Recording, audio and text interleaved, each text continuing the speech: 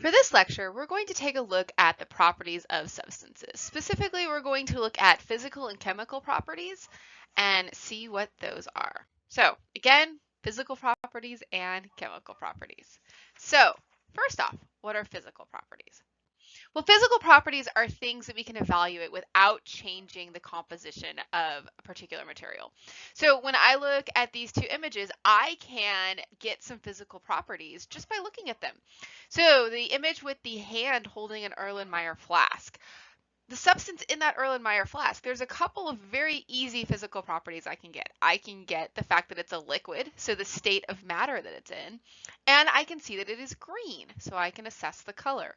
The other picture that looks like drill bits, well, I can tell that they're a solid. To me, they look like a metal, and they are shiny.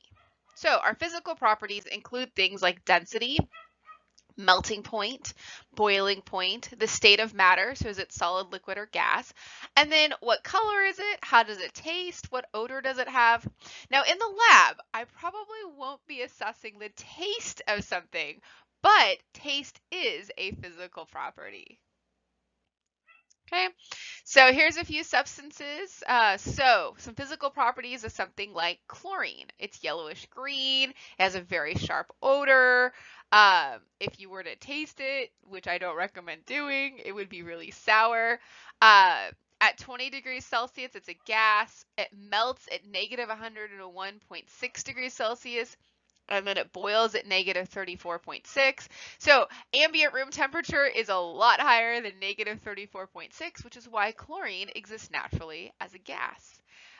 Water, colorless, odorless, tasteless, it's a liquid, melts at 0 degrees C, boils at 100 degrees C, so on and so forth. So we have all sorts of different physical properties that we can assess from substances.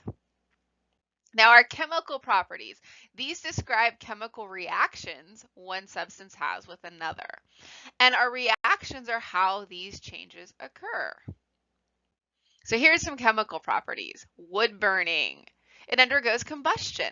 So if you've ever burned a log, you know that what you start off with, that big old log, you light it on fire, and then what you end up with looks a lot different. Well, that's because there's a reaction that's occurring. Now, during that reaction, a lot of what is forming is stuff that is all smoky, and so it flits off into the air, and you're left with just a little bit of ash. Early people tried to describe what they were seeing and tried to account for the fact that seemingly when you burn wood, stuff disappears. It doesn't disappear. It just reacts and turns into a gas.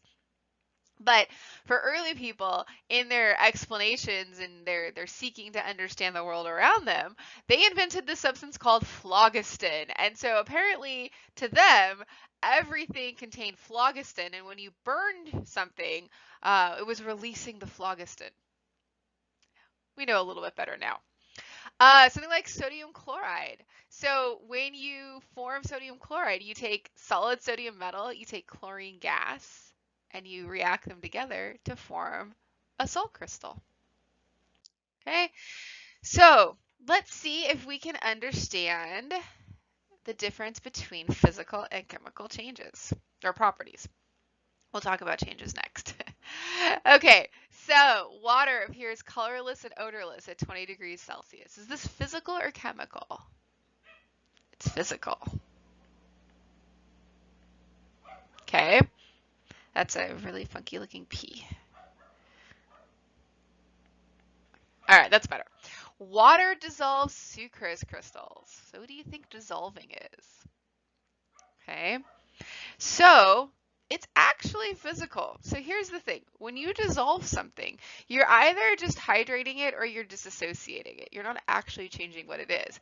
If I dissolve sugar in water and then I boil the water and I evaporate off the water, the sugar will be left behind. Same thing with salt. Let's say I dissolve salt in some water. If I boil off that water, I'm left with that salt behind. So it is physical. All right. Water produces a gas with calcium metal. So that word produces tells me that it's making something new. So this would be a chemical property.